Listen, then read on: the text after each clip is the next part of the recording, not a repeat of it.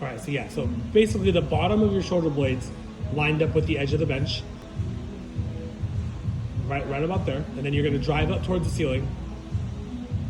Okay, that's your starting position. And make sure like your back of your shoulders are like resting against the bench. Like don't pop yourself up with your elbows.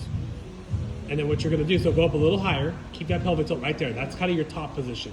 And I think you have a little bit more in the tank, but I don't want you to arch your back when you get to the top.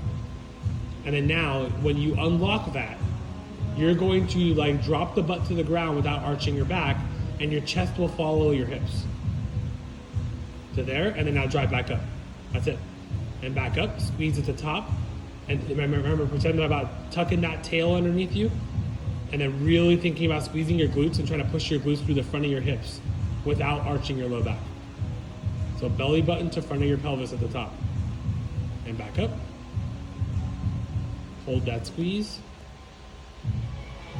And then maybe start off by focusing on like bar on your hips, empty bar, and just focus on getting that big glute contraction and like actively push your glutes through the front of your hip. I want you to try to like break through the front of your hip when you get to the top.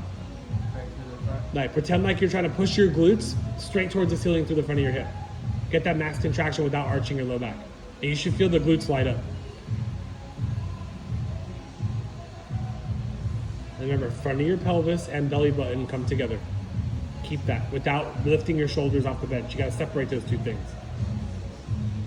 Back down again, and then try it one more time. So think about not letting your shoulders curl forward like a crunch. Keep your shoulders against the bench, but belly button to front of your pelvis. Bring them together. There, like that. Stay a little flatter from your shoulders. Your hips are great, but just keep your shoulders down a little bit more. And then back down.